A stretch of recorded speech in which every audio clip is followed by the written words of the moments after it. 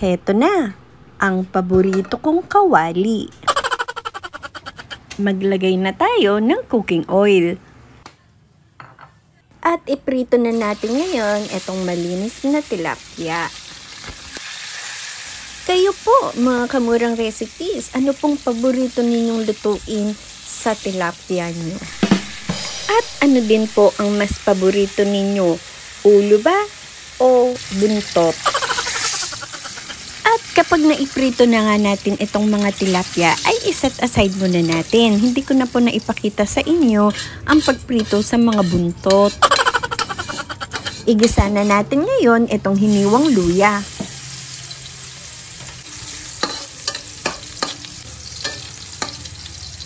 Isunod natin itong hiniwang bawang at isabay na rin ng sibuyas. Pagsabayin na natin yan para sabay na maluto. Tipid tayo sa LPG.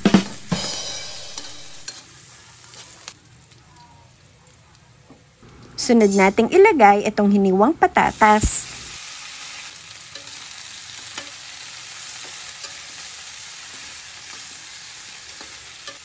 Timplahan po natin ang patis ayon po sa inyong mga panlasa. At lagyan po natin ng 1.5 tasa ng malinis na tubig. At syempre, hindi mawawala itong pamintang durog. Takpan lang muna natin hanggang sa kumulo. At ito na nga, kumulo na. Ilagay na natin ngayon itong hiniwa nating repolyo at isabay na rin natin itong hiniwa nating pechay bagyo. Sunod nating ilagay itong ating mga piniritong tilapia kanina. Takpan lang muna natin at lutuin natin ng 3 minuto. Pagkatapos nga ng 3 minuto, ay haluin lang muna natin ito ng bahagya para pumantay lang po ang pagkakaluto nitong ating mga gulay.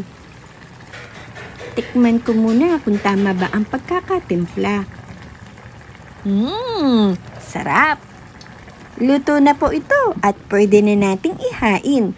Maraming salamat po sa panonood, mga kamurang recipes. Hanggang sa muli!